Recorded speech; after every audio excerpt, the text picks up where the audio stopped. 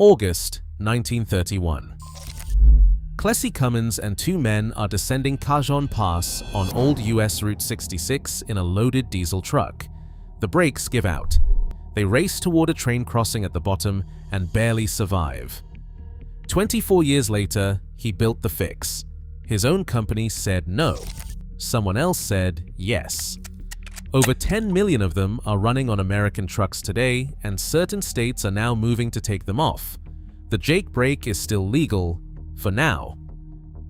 Before daybreak, the road through Cajon Pass was empty, but for one diesel truck.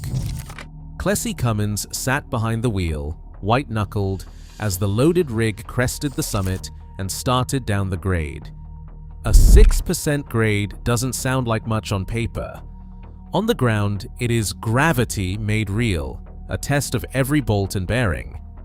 As the descent steepened, the brakes began to fade. The pedal softened under his foot, heat built in the drums, smoke curling from the wheels. The truck picked up speed. There was no second chance. At the bottom, a railroad crossing, a freight train, and nowhere to go. The engine roared against the gears. The brakes were gone. Clessie fought the wheel, eyes fixed on the tracks ahead. The truck shot past the crossing, missing the train by seconds. The men inside survived, but the lesson was seared into memory. The machine had no way to slow itself beyond the limits of friction and luck. Decades later, on Interstate 70 west of Denver, the same physics caught up to another driver. April 25, 2019. Rogel Lazaro Aguilera Medeiros was 23 years old and was hauling lumber down a 7% grade into Lakewood, Colorado. The service brakes failed. The truck's speed climbed past 70 miles per hour. There was no runaway ramp in reach. Aguilera Medeiros tried to downshift, tried to steer clear, but the weight behind him was relentless. At the bottom, traffic was stopped for another accident. The semi plowed into 28 vehicles, 4 people died, dozens were injured. The air was thick with smoke and fire. The official reports would later point to worn brake shoes, a cracked airline, and missed warnings. English-only signs, a driver with limited training, a truck that never stood a chance once the brakes were gone. 2 stories separated by nearly 90 years, linked by the same silent threat. When a 40-ton truck loses its brakes on a mountain grade, there is no margin for error. The difference between survival and catastrophe is measured in seconds and in steel. The Jake brake was born from that first escape. Its absence is written in the aftermath of the second. Federal crash investigators have spent years tracing the aftermath of brake failures on American highways. The numbers are not abstract. They measure blood, steel, and loss. The Federal Motor Carrier Safety Administration's Large Truck Crash Causation Study found that brake problems are present in 29% of all fatal or injury crashes involving large trucks. That is nearly 1 in 3. When a truck has a brake issue, it is 170% more likely to be the critical factor in a crash. Each year, the estimate lands at around 48,000 commercial truck crashes across the United States where failed or compromised brakes play a role.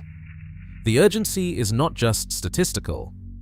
These failures mean thousands of lives altered in a moment, families changed forever, and a ripple of costs that moves through every link in the supply chain. The American Trucking Associations calculated that a truck equipped with a compression release brake, the Jake brake, can double or triple the life of its service brakes. Brake pad wear drops by about 40%. For owners and fleet operators, that translates to an average savings of $1,500 per truck every year just on parts, labor, and downtime avoided.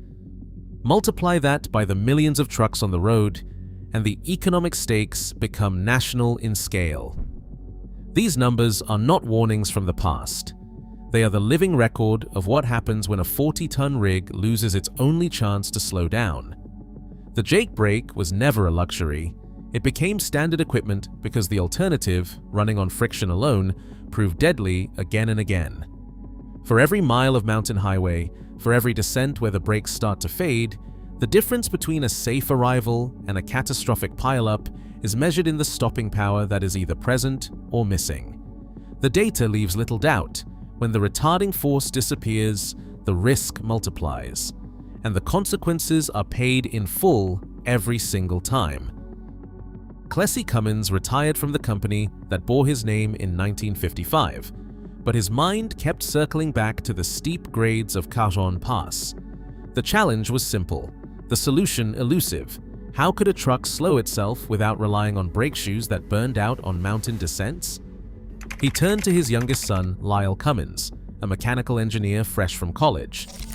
In the basement, father and son worked through nights, sketching and recalculating, determined to harness the engine's own compression as a brake.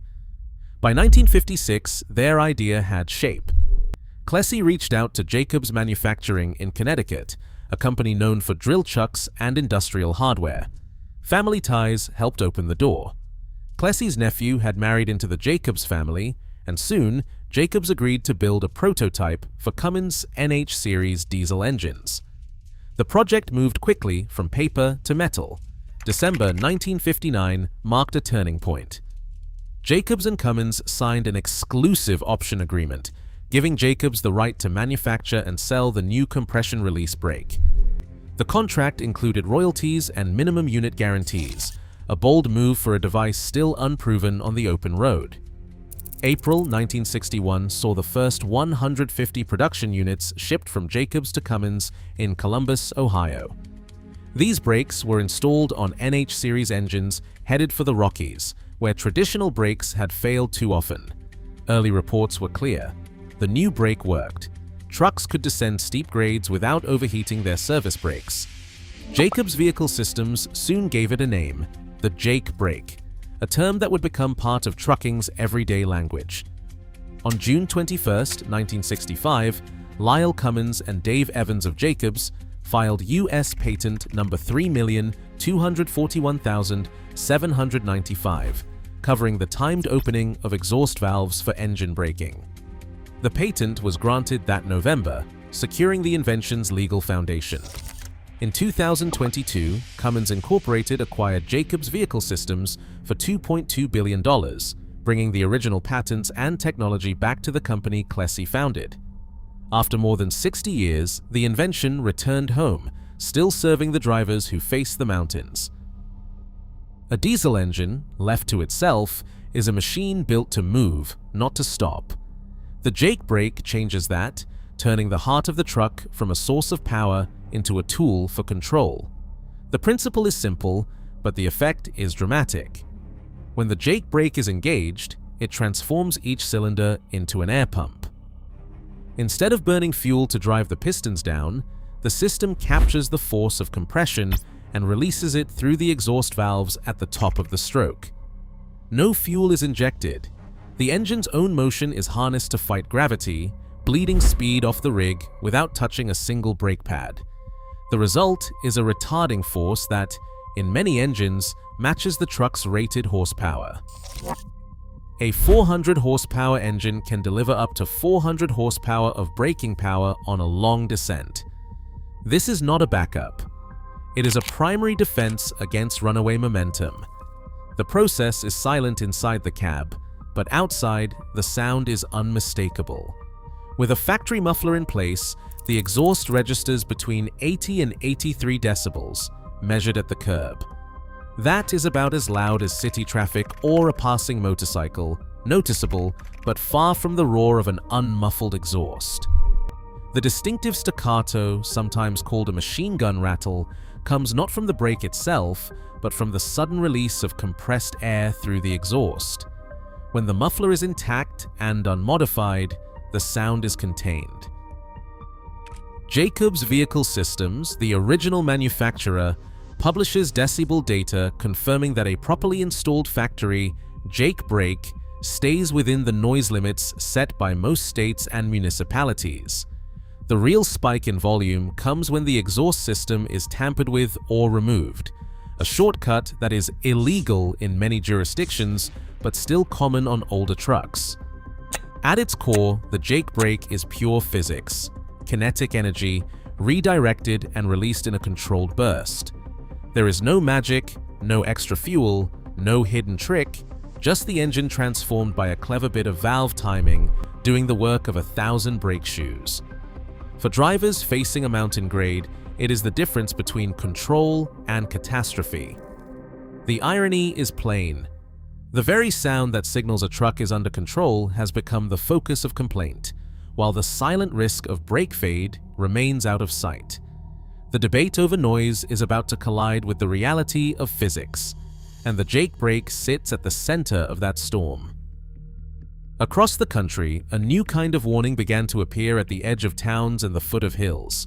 Metal signs bolted to posts declared in block letters, "No Jake brake."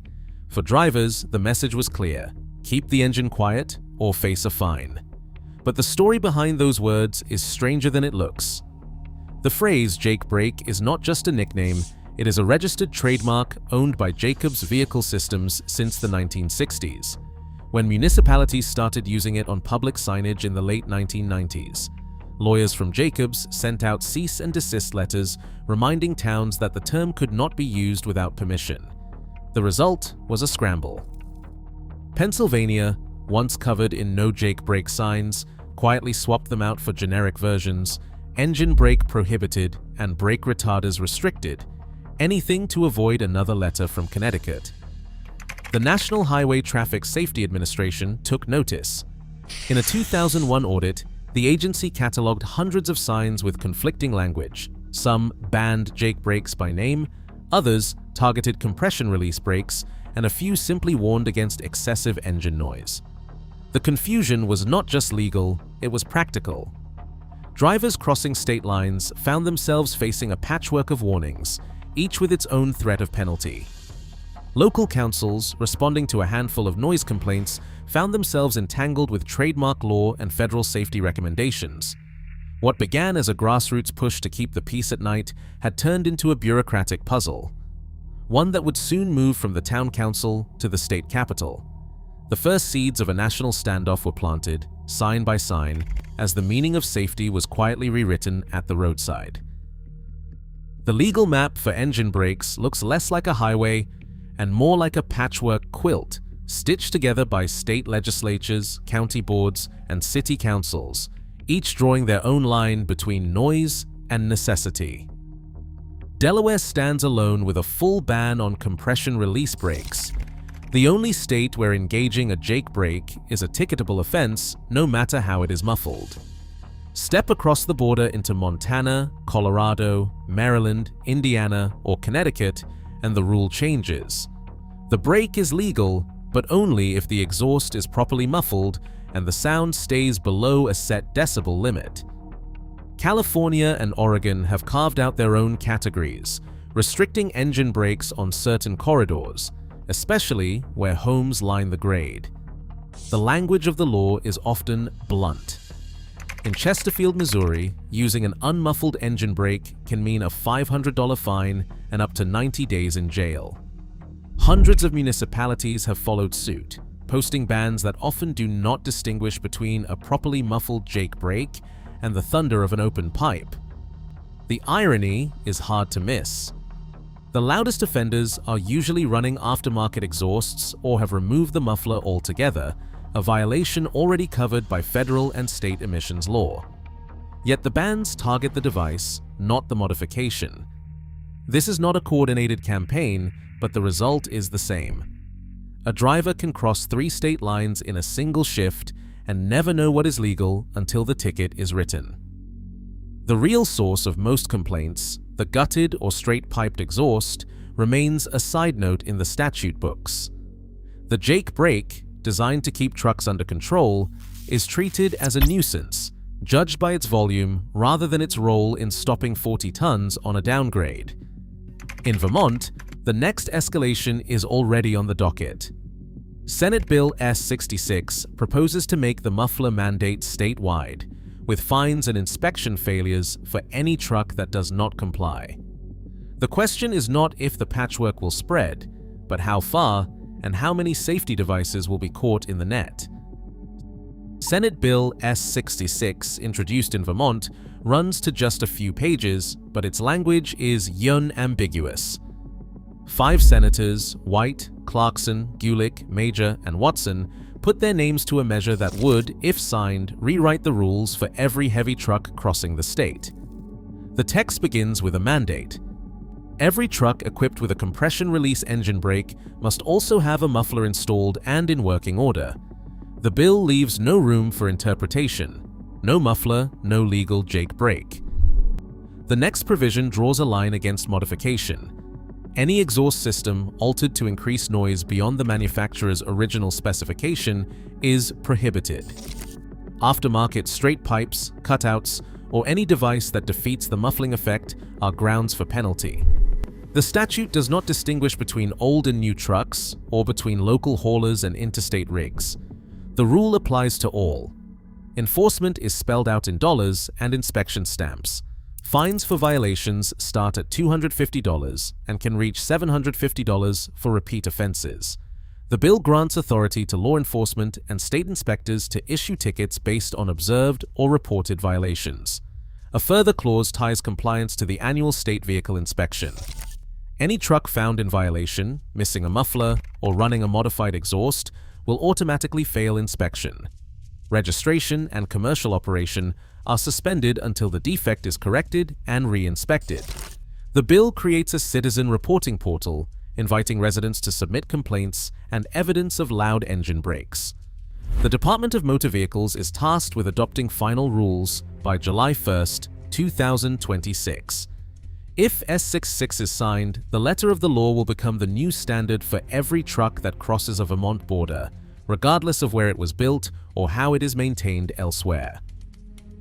The Vermont Department of Motor Vehicles now holds the clock. Senate Bill S.66 cleared the state Senate, its language stripped of ambiguity. Every truck with a compression release brake must have a muffler, no exceptions, no loopholes. Any exhaust modified to boost noise above the manufacturer's original specification is cause for penalty. The fine starts at $250, climbs to $750 for repeat violations, and a failed inspection means a truck is parked until it passes. The department's deadline is set for July 1, 2026. That is the date by which the agency must finalize and enforce the rule, should the bill become law. The text is clear, but the path forward is not. As of now, the bill sits unsigned. The regulation is neither rumor nor reality, but a live threat, suspended between legislative intent and executive action. The department is tasked with transforming a few lines of statute into daily policy for every truck that crosses into Vermont. State police and inspectors will have new authority to observe, cite, and suspend. A single complaint, a decibel reading, or a missing muffler can trigger a chain of consequences: fines, failed inspections, revoked registrations. No carve-outs for age, route, or region. The rule would apply equally to a farm hauler on Route 7 and a cross-country rig on Interstate 89. Yet, for all the urgency, there is no funding for new runaway ramps, no plan to address the physics of mountain descents. The irony is sharp. The very highway where brake failure killed 4 people in Colorado, Interstate 70, has sections in Vermont with no escape ramp at all. The deadline approaches, and with it, the possibility that a safety device, installed on American trucks since 1961 to prevent disaster, could be regulated out of reach by a bureaucracy that will never ride the grade it governs. Right now, the Jake brake still rides beneath millions of trucks, essential but increasingly unwelcome. Vermont Senate Bill S.66 hasn't passed, but each new restriction treats a safety mechanism as a nuisance, not a necessity. July 1, 2026 marks the next inflection point. The real question isn't how loud a life-saving device is, but who decides what risk is acceptable: those who hear the noise or those who feel the weight.